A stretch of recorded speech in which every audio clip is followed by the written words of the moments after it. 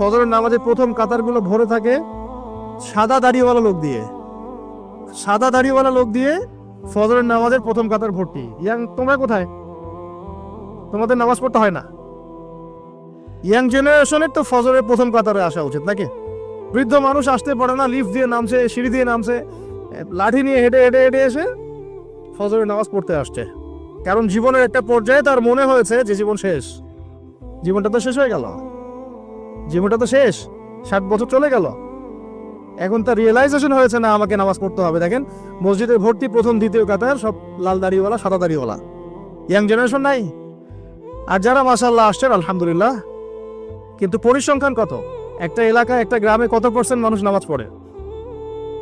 এটা হচ্ছে পরিস্থিতি, আপনাকে বোঝাচ্ছে কেমন পরিস্থিতিতে আপনি এখন বসবাস করছেন। 1 2 কত % মানুষ যাকাত দেয়? যাকাত ফরজ না ওয়াজিব না সুন্নাত না মুস্তাহাব? কেউ যদি যাকাত অস্বীকার করে সে মুসলমান থাকবে না থাকবে না? বহু শিল্পপতি কোটিপতি বাংলার মাটিতে আছে, লক্ষ কোটি কোটি টাকা, মানে কোটি কোটি টাকার বিজনেস, মিলস, ইন্ডাস্ট্রিজ, ফ্যাক্টরিজ, যাকাত দেয় না। সুবহানাল্লাহ। মাঝে মাঝে দান সদকা করে, মসজিদে অনুদান দিচ্ছে, মাদ্রাসার অনুদান দিচ্ছে, ওয়াজ মাহফিলে অনুদান দিচ্ছে, যাকাত দেয় না। অনুদান আপনার খুব ফরজ না যাকাত ফরজ? অনুদান না দিলেও কোনো গুনাহ নাই। মসজিদে সাহায্য চেয়েছে, আপনি দিলেন না বা দিতে পারলেন না, গুনাহ নাই। কিন্তু ফরজ যাকাত না দিলে কি হবে? গুনাহ তো হবে। অস্বীকার যদি করে কুফরি হয়ে যাবে। আবু বকর সিদ্দিক রাদিয়াল্লাহু আনহু নাম শুনেছেন নিশ্চয়ই। তিনি যাকাত অস্বীকারীদের বিরুদ্ধে যুদ্ধ ঘোষণা করেছিলেন। আর যারা ইসলামিক ইকোনমিক্স পড়াশোনা করেছে বা ওয়ার্ল্ড অ্যাফেয়ার্স এর ওয়ার্ল্ড ইকোনমিক্স বোঝে, তারা বলতে পারবে আপনাকে, সবাই বলতে পারবে না। এই মানুষগুলো বলতে পারবে যে যাকাত হচ্ছে একটা অর্থনীতির মূল ভিত্তি। এটা ঠিকঠাক মতো যদি একটা নেশন দেয় তাহলে ওই জাতির মধ্যে দারিদ্রতা আসবে না ইনশাআল্লাহ। আমাদের এখানে এত দারিদ্রতা কেন হচ্ছে? কেন এত ইনফ্লেশন? কেন এত এই, কেন সেই? দ্রব্যমূল্যের ঊর্ধ্বগতি, রিজার্ভ কমে যাওয়া, এটা ওইটা অনেক তো কারণ আমরা ব্যাখ্যা করি। টকশোতে বসলে তো বুদ্ধিজীবীর অভাব নাই।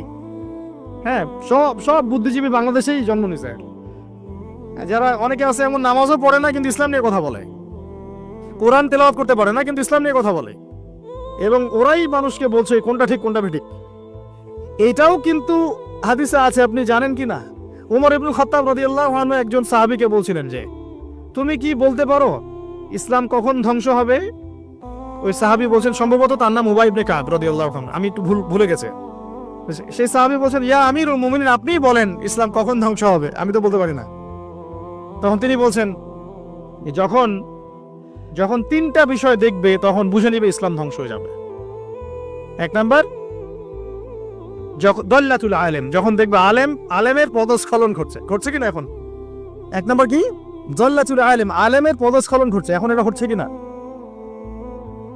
আর আমি রিকোয়েস্ট করি, আপনি সনদ অর্জন করেছেন, আপনি ব্যাকরণ খুব ভালো বোঝেন, তাফসীর করতে পারেন, আপনি মুহাদ্দিস মুফতি হয়েছেন, আলহামদুলিল্লাহ। আল্লাহর ওয়াস্তে এই অহংকারটা নিয়ে কবরে যায় না। আমি এটা আলেমদেরকে বলছি, বিনয়ের সাথেই বলছি, এই অহংকারটা নিয়ে কবরে যায় না। অনেকের মধ্যে দেখেছি ডিগ্রি, সনদ, সার্টিফিকেট সবই আছে, কিন্তু আখলাক নাই, নববী আখলাক, চরিত্র সেটা নাই, কিন্তু সনদ আছে। অনেকের ভিতরে কেবর আছে, জ্ঞানের অহংকার, এটা নিয়ে কবরে যায় না। অনেকের মধ্যে আছে হিংসা, এটা তো অনলাইন খুললেই বুঝতে পারেন। যে ভাষায় একজন আলেম আরেকজনকে গালিগালাজ করতেছে অনলাইনে, এটা কোনো মুনাফিকেরও ভাষা হতে পারে না। এই ভাষায় মুনাফিকরা একে অপরকে গালিগালাজ করে না। এখন এমন ভাষায় আমরা গালিগালাজ করছি একজন আরেকজনকে অনলাইনে। খেয়াল করে দেখেন, এগুলো দেখে কি সাধারণ মানুষ আমাদেরকে ভালো বলবে মনে করেছেন? বরং সাধারণ মানুষের ইসলাম সম্পর্কে বিরূপ ধারণা সৃষ্টি হয়। আর কিছু মানুষ আছেন উলামা ইকরামদের মধ্যে আল্লাহর ওলি, একদম আল্লাহর ওলি, তারা নাই এসব ফিতনা আছে না ফাসাদের মধ্যে, তারা আছেন বলেই দিন টিকে আছে। তাদেরকে খুঁজে পাওয়া একটা চ্যালেঞ্জ, কি একটা চ্যালেঞ্জ। আল্লাহ পাক যেন মিলিয়ে দেন, আমিন। তো যেটা বলছিলাম, 1 নাম্বার ইসলাম ধ্বংসের কারণ হবে, উমর রাদিয়াল্লাহু আনহু বলছেন, দল্লাতুল আলেম, আলেমের পদস্খলন। 2 ওয়াল আইম্মাতুল মুদিল্লিন, শাসক বর্গের পদস্খলন, পদভ্রষ্ট শাসক। এটা সারা বিশ্বে আছে না এখন।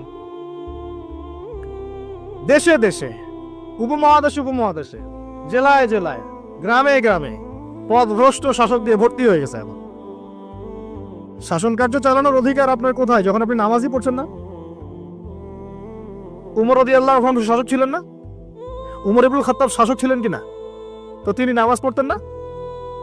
তা আপনাকে জানাজার নামাজেই প্রথম দেখা যায় কেন? এর আগে কোথাও দেখা যায় না, পরেও দেখা যায় না কেন? সুবহানাল্লাহ। উমর ইবনুল খাত্তাব রাদিয়াল্লাহু আনহু কি ইমামতি করতে পারতেন না? পারতেন কিনা? ইমামতি করা অবস্থাতেই তো তাকে শহীদ করা হয়েছে, তাই না? তাহলে আপনি ইমামতি করতে পারেন না কেন? কে আপনার মাথায় বুঝ দিল যে ধর্ম এক জিনিস, রাজনীতি এক জিনিস? সুবহানাল্লাহ। কেন একজন পলিটিক্যাল নেতা সে কোরআন তেলাওয়াত করতে পারবে না? সে ইমামতি করতে পারবে না? ধর্ম কি? আমাদের ধর্মটা কি ওই নাকি বুদ্ধিজম, জিউজিজম, খ্রিস্টানদের ধর্ম, বৌদ্ধ ধর্ম, যেখানে সব আলাদা আলাদা, সংস্কৃতি আলাদা, অর্থনীতি আলাদা, রাজনীতি আলাদা, ধর্ম আলাদা? আমাদের থেকে এরকম জগা খিচুড়ি ধর্ম নাকি? নাকি কোরআনের এই কিতাবের মধ্যে আল্লাহ পাক সব নাজিল করেন নাই? এই কিতাবটা হাতে নিয়ে একটু বলুক দেখি যে এই কিতাবের মধ্যে সব নাই।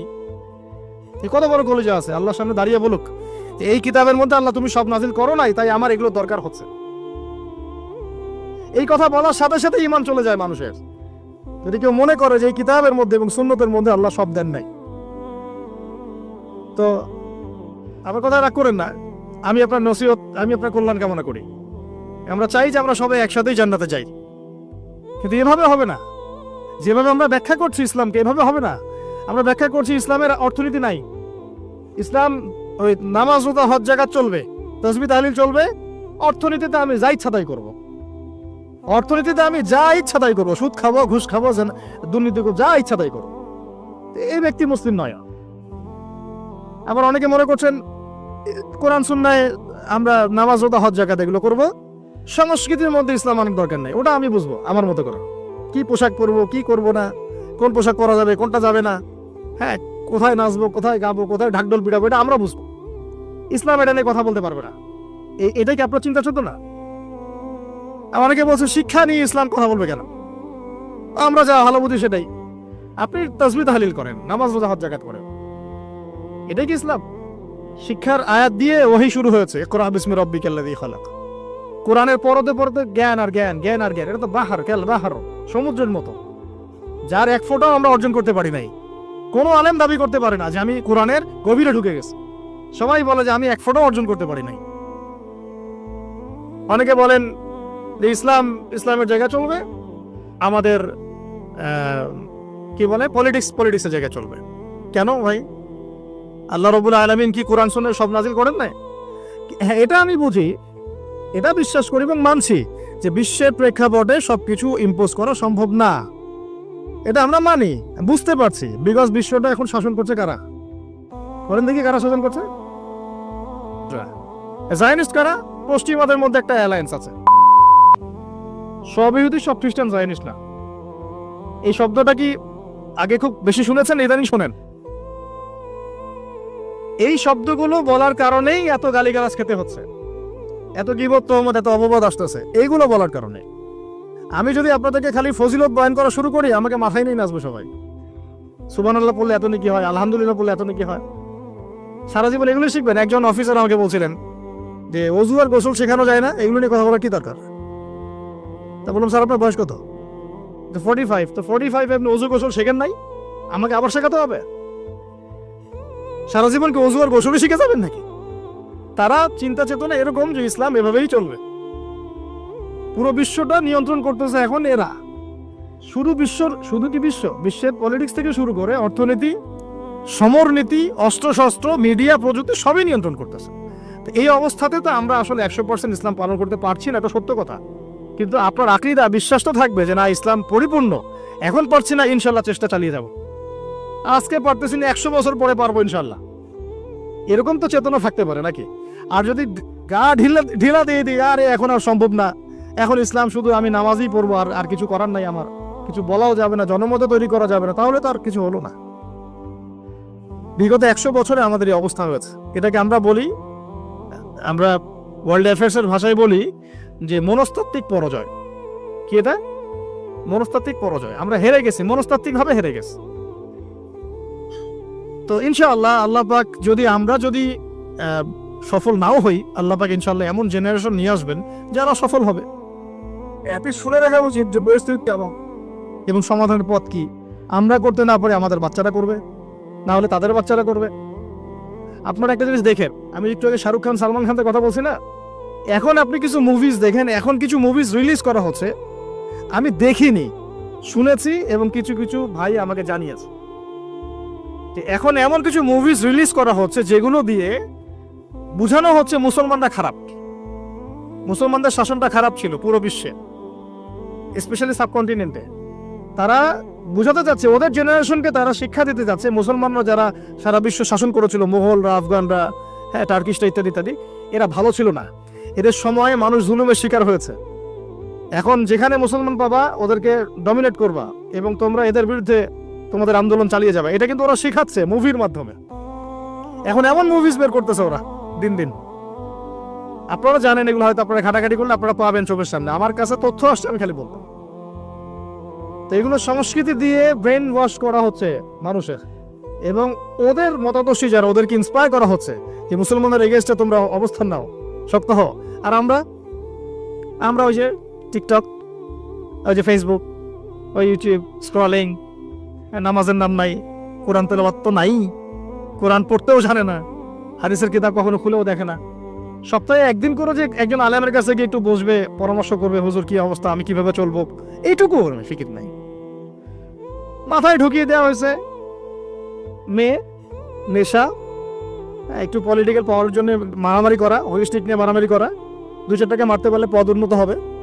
হ্যাঁ, আমি ভাই সোজা সাপটা কথা বলার মানুষ, আপনার ভালো লাগলে লাগলো, না লাগলে কিছু করার না, এগুলোই হচ্ছে। কিন্তু আমি আপনার শুভাকাঙ্ক্ষী, আমি আপনাকে ঘৃণা করি না, আমি আপনাকে ভালোবাসি, মহব্বত করি বলেই কথাটা বলছি।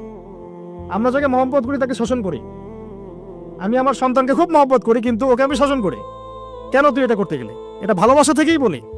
কেন আপনি হকি স্টিক নিয়ে মারামারি করতে গেলেন? হলে হলে মারামারি করতে গেলেন কেন? পলিটিক্যাল পাওয়ারের জন্য? ওইটা অ্যাচিভ করলেই আপনি কি করতে পারবেন? এতে কি আল্লাহর কাছে আপনার মর্যাদা বাড়বে? বরং একটা মাজলুমকে যদি একটা আঘাত করেন, এই আঘাতের মূল্য কিয়ামতের মাঠে হলেও শোধ করতে হবে আপনাকে। আমরা তো এই অনলাইনের যুগে আমরা তো আসলে পাগল হয়ে গেছি, অনলাইনে অসুস্থ হয়ে গেছে। এই যে তোমরা ফেসবুক, ইউটিউব স্ক্রল করো আর লাইক কমেন্ট করতে থাকো, বুঝে হোক আর না বুঝে হোক করতে থাকো।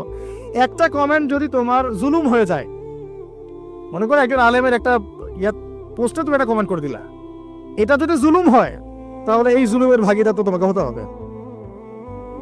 মনে করো একজন শায়েখ এসে বলল, আচ্ছা আমার নাম নিয়ে বলি যে আবু তো আদনান এই এক্স এই করছে আর কি, হ্যাঁ, বাম হাতে কোরআন নিছে, অনেক কথাই তো বলছে, বাম হাতে কোরআন নিছে, জান্নাতের ঘ্রাণ পাইছে, ঠিক আছে, তারপরে আর কি খারেজি হয়ে গেছে, হ্যাঁ, তারপরে আর কি মনে থাকে না, হ্যাঁ, ও কি আমি দাঁড়াই না ইত্যাদি।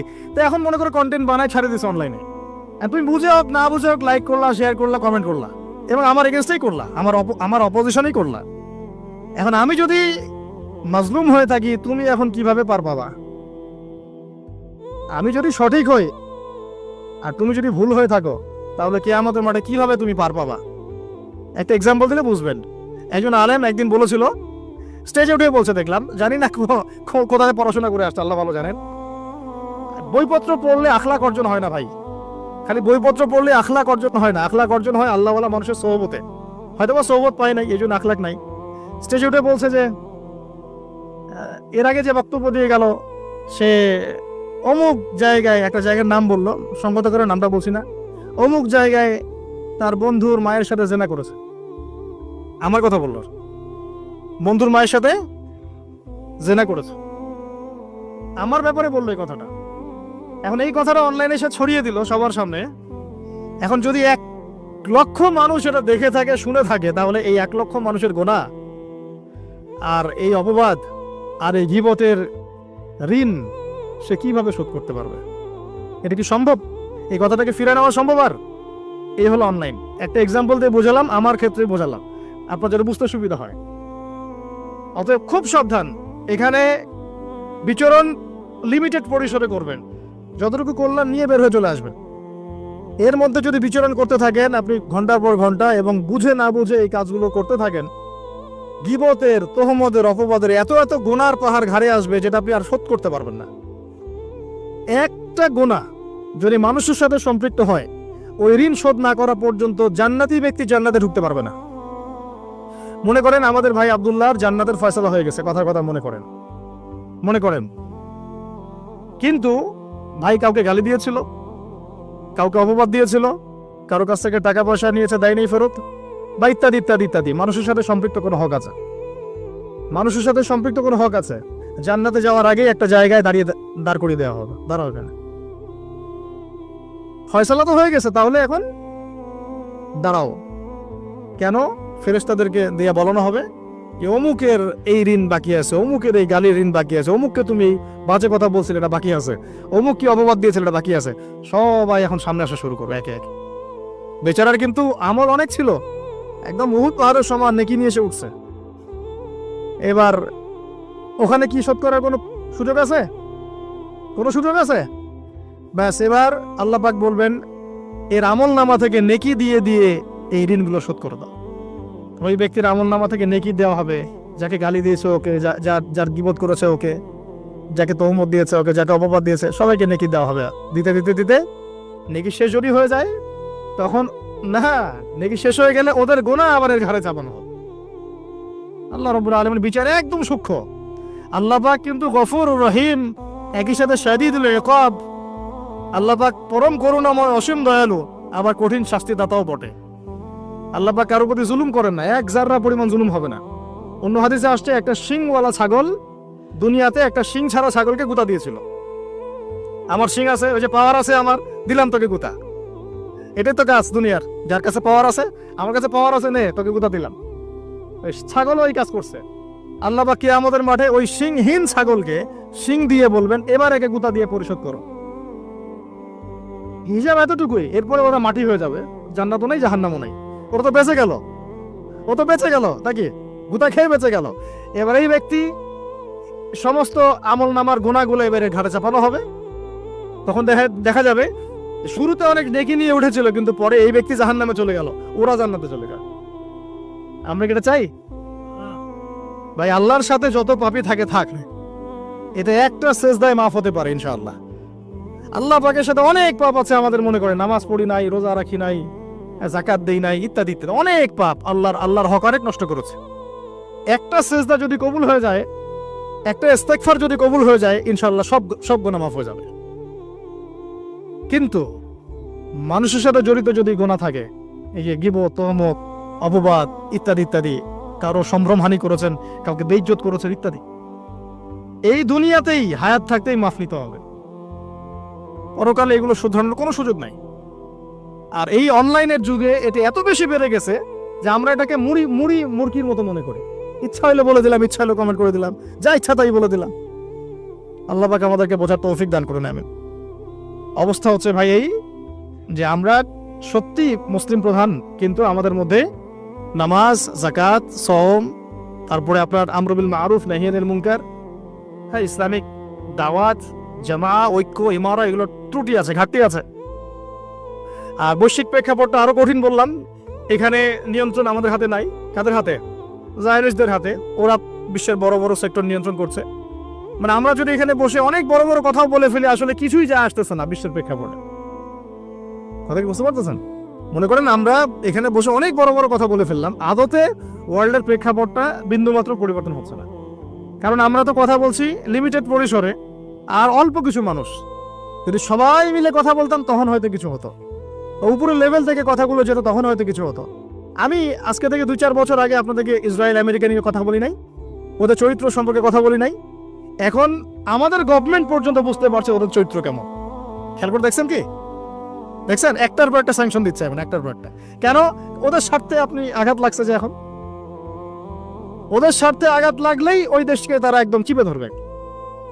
মনে করেন তুরস্ক একটা দেশ, নাম তো শুনেছেন, প্রেসিডেন্ট নাম কি? বিগত 20 বছর থেকে তিনি 20 থেকে 21 বছর হবে তিনি শাসন ক্ষমতায় আছে। তুরস্ক একটা সময় অনেক মানে খুবই একটা ইউরোপিয়ান কান্ট্রির মতো হয়ে গেছিল আর কি। বিকিনি পরে মেয়েরা ঘুরে বেড়াতো। আস্তে আস্তে আস্তে আস্তে অনেক সংস্কার করার চেষ্টা করছেন। আলহামদুলিল্লাহ, আমরা দোয়া করি আল্লাহ প্রত্যেকটা মুসলিম শাসকদেরকে নেখায়াত দারাজ করুন। যারা ইসলামের খেদমত করার চেষ্টা করে, সেটা আমাদের দেশের হোক আর অন্য যে কোনো দেশের হোক, আল্লাহ পাক সবাইকে নিয়ে খায়ের দারাজ করুন। তাদেরকে আল্লাহ পাক দীর্ঘজীবী করুন, ইসলামের খেদমত করার তৌফিক দান করুন। আমরা দোয়া করব। তো এখন আস্তে আস্তে অবস্থাকে অনেক ভালো একটা জায়গায় আনার চেষ্টা করছিলেন উনি। যখনই দেখলো তারা যে তিনি ইসলাম কেন্দ্রিক কাজ করছেন, ইসলামকে প্রমোট করছেন, আলেমুল আমাদেরকে মানে প্রমোট করছেন, মসজিদ মাদ্রাসাকে প্রমোট করছেন। একসময় তুরস্কে আজান বন্ধ হয়ে গেছিল, ইতিহাস পড়ে দেখেন, আজান দেওয়া বন্ধ ছিল। ওই জায়গা থেকে এখন তিনি এই জায়গায় নিয়ে আসছেন। একসময় মালয়েশিয়ার অবস্থা তো ভালো ছিল না, খুবই দারিদ্রতা ছিল। এখন মাশাআল্লাহ দেখেন গিয়ে কি অবস্থা। এখন ইকোনমিক অবস্থা অনেক শক্তিশালী, তাদের অনেক শক্তিশালী। তো এগুলো হয়েছে আল্লাহ পাকের বরকতে, রহমতে। যখন আপনি ইসলাম নিয়ে কাজ করবেন, আল্লাহ পাকের রহমতের দরজা খুলে দেবেন ইনশাআল্লাহ। এটা আমাদের ক্ষেত্রে হতে পারতো। আল্লাহ পাক আমাদের নেতৃস্থানীয় ব্যক্তিদেরকে হেদায়েত দান করুন, দোয়া করে বোঝার তৌফিক দান করুন এবং সাহস দান করুন। এখন দেখেন, যখনই তারা ইসলাম নিয়ে কথা বলা শুরু করলেন, বড় বড় কান্ট্রির নেতারা তাদের অর্থনীতির উপরে নিষেধাজ্ঞা আরোপ করে দিল। খেয়াল করে দেখছেন, লিরার মান কমে গেল। ইন্দোনেশিয়ার কি জানি ওদের, ইন্দোনেশিয়ার রুপি ভুলে গেলাম, ওটার মান কমে গেল। এই যে কয়দিন আগে পাকিস্তানের একজন প্রেসিডেন্ট ছিলেন, ইমরান খান, নাম তো মনে আছে। আমি পারভেজ মোশাররফের কথা বলছি না। পারভেজ মোশাররফের সময় পাকিস্তানের ভূমি ব্যবহার করে আমেরিকা চালিয়েছে আফগানিস্তানে, মনে আছে? ওরা এরকম পলিটিক্স করে, কোন একটা জায়গায় যদি আক্রমণ করতে হয় তার পাশে আগে পরিস্থিতি তৈরি করে, পরিবেশ তৈরি করে। আগে পারভেজ মোশাররফকে ক্ষমতায় বসিয়েছে, তারপরে ওই জায়গাটা দখল করে ওইখানে বেস ক্যাম্প স্থাপন করে আফগান থেকে বোম মারা শুরু করেছে। সেই আফগান কি পড়ে গেছে?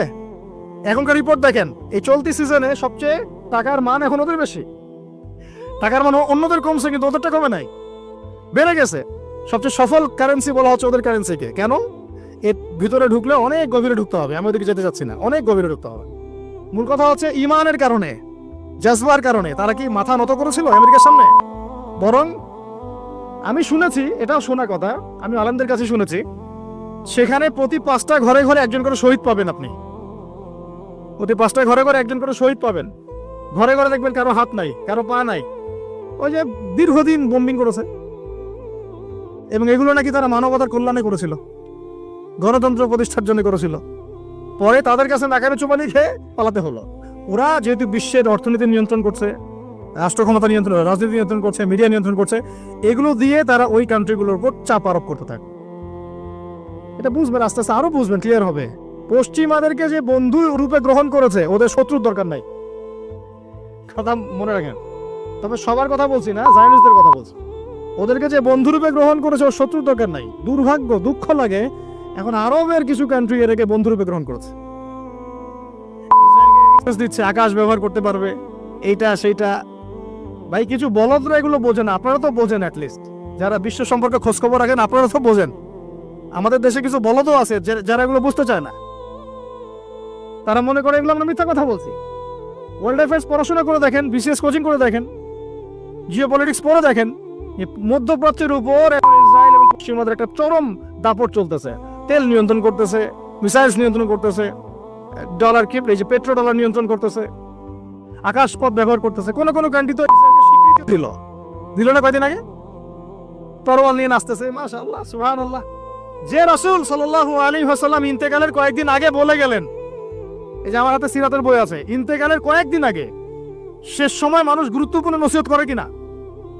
শেষ সময় মানুষ যে নসিহত করে সেটা গুরুত্বপূর্ণ কিনা?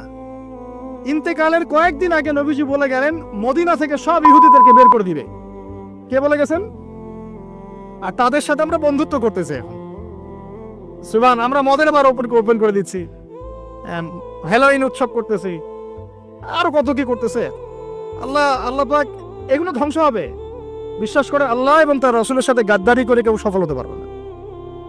যদি হেদায়েত না হয়, আল্লাহ ভালো জানেন। কিন্তু এগুলো কোরআন এবং সুন্নাহ, রাসূল সাল্লাল্লাহু আলাইহি ওয়াসাল্লামের আদর্শের সম্পূর্ণ খেলাফ কাজ। পলিটিক্যাল অ্যাফেয়ার্স আর বন্ধুত্ব এক জিনিস না। বন্ধুত্ব কেন করবো আমি ওদের সাথে? আল্লাহ পাক কোরআনে কি বলেছেন? সূরা মাইদায় সম্ভবত 51 নম্বর আয়াতে আছে, ইয়া আইয়ুহাল্লাযীনা আমানু লা তাত্তাখিযুল ইয়াহুদা ওয়ান নাসারা আউলিয়া। এটা কি কোরআনে নাই? হে মুমিনগণ, লা তাত্তাখিযুল ইয়াহুদা ওয়ান নাসারা আউলিয়া, তোমরা ইহুদি এবং নাসারাদেরকে বন্ধুরূপে গ্রহণ করো না।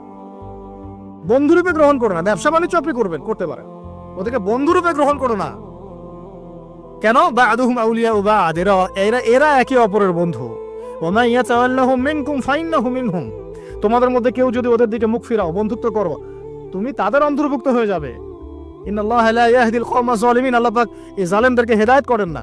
ইহুদ ওয়াল নাসারা হাত্তা তাত্তাবি'a মিল্লাতাহুম, এই আয়াতকে আপনারা ঘুরায় ফিরে ব্যাখ্যা করতে যায়েন না, পারবেন না। এই আয়াতটাকে ঘুরায় ফিরে ব্যাখ্যা করতে যায়েন না, সরাসরি ব্যাখ্যা নেন। আল্লাহ পাক কি বলছেন? ওয়ালান তারদা, কখনোই সন্তুষ্ট হবে না, আনকা, হে নবী তোমার উপরে। কে সন্তুষ্ট হবে না? আল ইয়াহুদ, যারা ইহুদি, ওয়ালান নাসারা, এবং যারা নাসারা। কতক্ষণ না? হাত্তা তাত্তাবি'a মিল্লাতাহুম, যতক্ষণ না তুমি তাদের মিল্লাত গ্রহণ করছো। মানে আমরা যতক্ষণ ওদের সামনে আত্মসমর্পণ করব না, ততক্ষণ তারা আমাদেরকে নিয়ে সন্তুষ্ট হবে না। তাই হচ্ছে কিনা বলেন?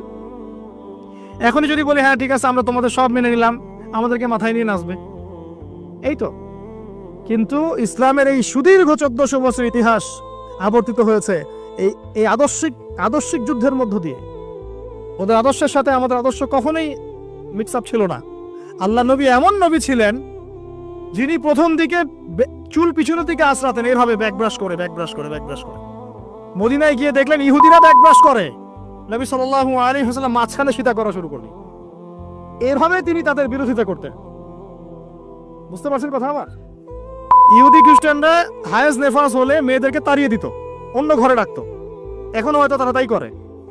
আল্লাহ নবী বিরোধিতা করলেন, হায়েজরত অবস্থায় মা আয়েশা রাদিয়াল্লাহু আনহার কোলে মাথা রেখে কোরআন তেলাওয়াত করলেন, পদে পদে বিরোধিতা করলেন। ওরা ওই যে মুহররমের দিন সওম রাখে, তাই না? আশুরা মুহররমে সওম রাখে, নাজাতে মুসার ইয়াতে। আল্লাহ নবী বললেন আগামী বছর বেঁচে থাকলে আমি নয়ের সাথে হয় সামনে একদিন নাহলে পিছনে একদিন রাখবো। মানে বুঝাতে যাচ্ছি প্রত্যেক পদে পদে আল্লাহর নবী তাদের বিরোধিতা করেছেন। শেষ বয়সে বলে গেছেন ইন্তেকালের কয়েকদিন আগে, তোমরা এদেরকে আরব উপদ্বীপ থেকে বের করে দিও।